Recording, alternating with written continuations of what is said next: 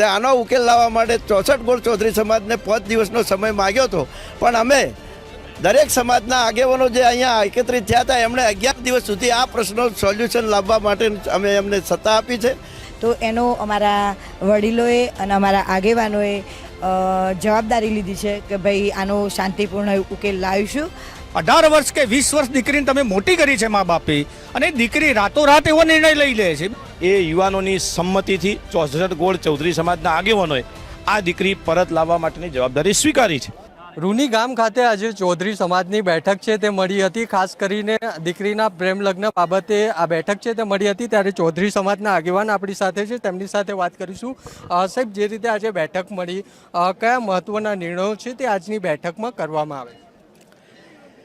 આજે રૂની ગામે જે ચૌધરી સમાજની બેઠક મળી હતી અને આ પ્રશ્નને થોડો સમય થઈ ગયેલો હતો, એના માટેની ચર્ચા વિચારણા દરેક સમાજના આગેવાનો સાથે થઈ શકેલ નથી, પણ આજે અમે થોડી ચર્ચા કરી છે.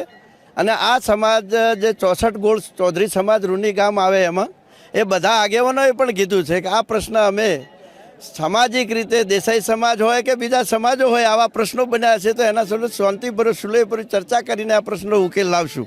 અને એના માટે તમામ અહીંયા જે ચૌધરી સમાજ એક અપીલથી આવ્યો હતો, એટલે ખરેખર ચૌધરી સમાજની એકતાને હું ધન્યવાદ આપું છું. અને બીજું કે કોઈ પણ પ્રશ્ન હોય તો દરેક સમાજની અંદર બનતો હોય છે, એમાં એકલો કોઈ રબારી સમાજ જ આવા પ્રશ્નો બનાવે છે એવું નથી, પણ બનતા હોય પણ એના શાંતિભર્યો ઉકેલ પણ લાવતા હોય છે. તે આનો ઉકેલ લાવવા માટે 64 ગોળ ચૌધરી સમાજને 5 દિવસનો સમય માગ્યો હતો, પણ અમે દરેક સમાજના આગેવાનો જે અહીંયા એકત્રિત થયા હતા એમણે 11 દિવસ સુધી આ પ્રશ્નો સોલ્યુશન લાવવા માટે અમે એમને સત્તા આપી છે.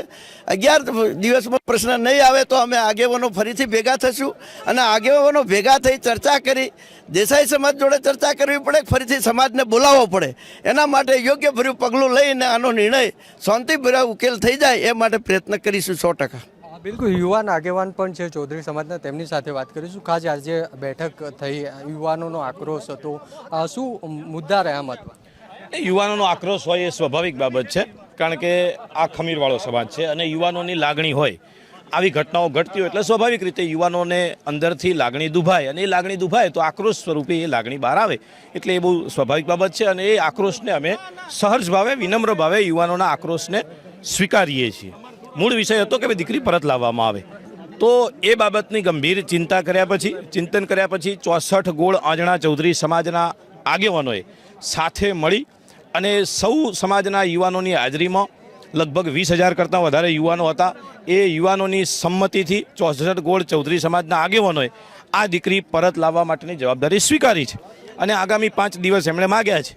સમાજના આગેવાન તરીકે મુરબ્બી અણદાભાઈ સાહેબ હતા, મુરબ્બી અમારા મલાભાઈ દેસાઈ હતા, મુરબ્બી નાગજીભાઈ હતા. આ બધાએ આગેવાનોએ સામે ચાલીને કહ્યું છે કે ભાઈ 5 દિવસની જગ્યાએ કદાચ 11 દિવસ થાય તો પણ રબારી સમાજના આગેવાનો સાથે બેસીને જે તે ગડમથલ કરવી પડે એ રીતના કરીને આ દીકરી પરત લાવવામાં આવે. યુવાનોની આ માગણી છે અને એ માગણીને 64 ગોળ સમાજના આગેવાનોએ સહજ ભાવે સ્વીકારી છે અને ખાતરી આપી છે કે ભાઈ આગામી 5 દિવસની અંદર અમે આ દીકરી સમાજમાં પરત લાવીશું. અને આ નિર્ણય પર આજે સમાજ, મહત્વના નિર્ણય પર આજે સમાજ ખરો ઉતર્યો છે. આગામી સમયમાં અમને વિશ્વાસ છે સમાજના આગેવાનો સમાજની દીકરીને ચોક્કસથી પરત લાવશે. મહિલાઓ માટે હતો ત્યારે મહિલા પણ આવ્યા છે. બેન, ખાસ શું કહેશો જે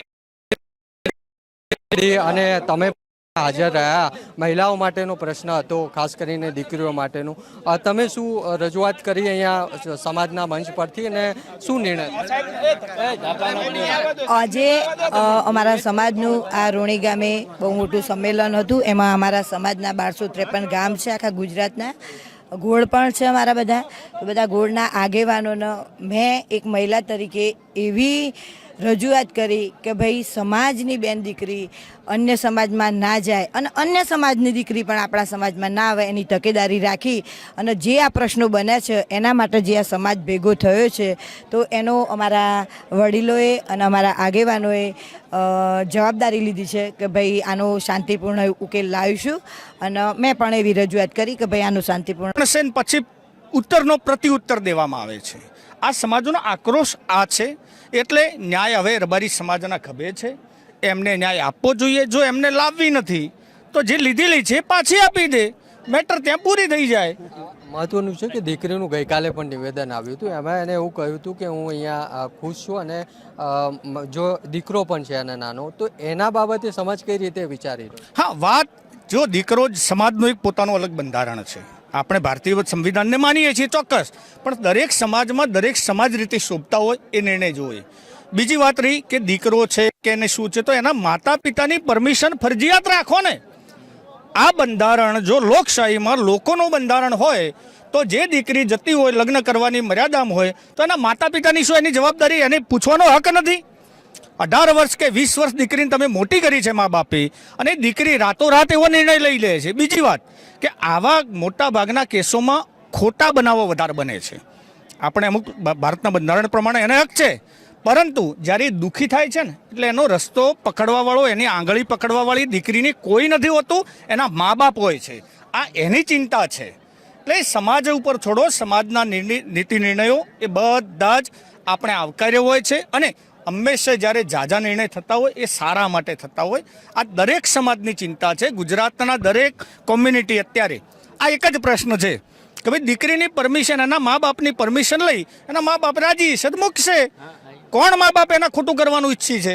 બધા જ મા બાપ પોતાની દીકરી સારી જગ્યાએ જાય, સારી જગ્યાએ સુવ્યવસ્થિત રહે, એ માટે બધા આપણે પ્રયત્ન કરતા હોઈએ છીએ. આ રીતે આજે બેઠક મળી રૂની ગામ ખાતે, અને ત્યાં 64 ગામોના છે તેમને 11 દિવસનો સમય છે તે આપવામાં આવ્યો છે. આ સમગ્ર જે વિવાદ છે તેમાં જે ચૌધરી સમાજ તરફથી જે દાવો છે કે આ દીકરીને પાછી લાવવા માટે જે 64 ગામોના આગેવાન છે તેમને 11 દિવસનો સમય આપવામાં આવ્યો છે, અને 11 દિવસ બાદ જરૂર લાગશે તો આગામી સમયમાં ફરીથી સંમેલન કરવામાં આવશે.